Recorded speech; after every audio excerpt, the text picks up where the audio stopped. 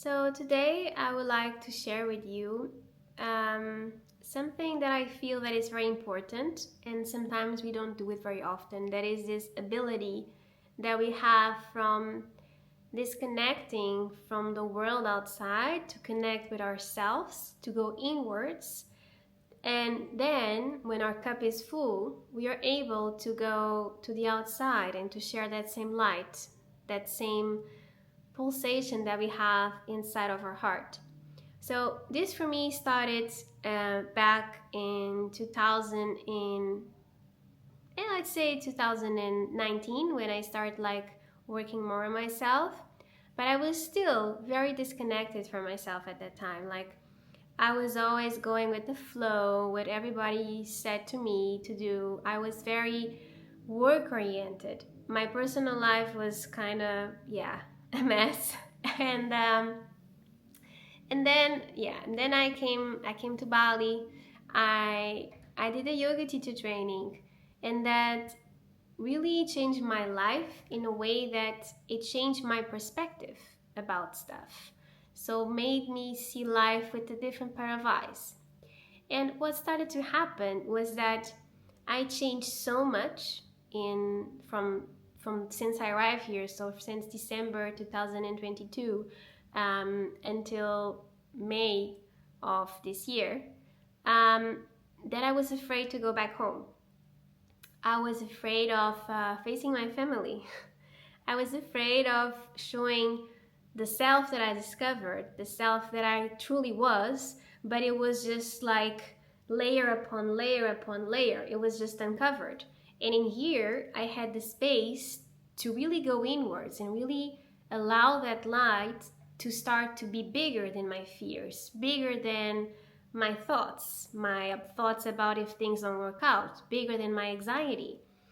And then I realized that I was afraid to go back home. So it was easier for me to just stay here because here is easy. Like here is a bubble. I didn't need to face my trigger points.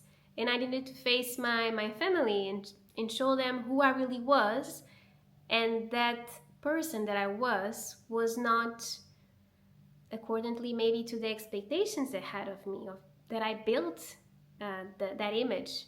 So after I did a meditation teacher training in alchemy, I got in contact with the non-dual tradition, Kashmir Shaivism, and I started to study more about the Shiva Sutras. And this specific part of the text really talked with me. That it says, there's this sutra, the last one, that says, be aware of the divine with your eyes closed and your eyes open.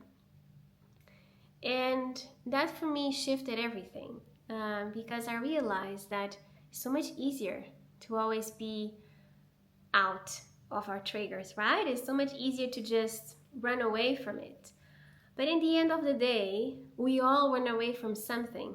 Anywhere in the world we are, the things that we run away from, they always end up facing us and coming to us. Is what we do with those trigger points. So after I did the training and I started to feel that I needed to show who I was. It was time for me to go outside, to open my eyes. So I booked a trip in May this year, and I went to visit my family, my father, my mother, my whole family, and I felt so good.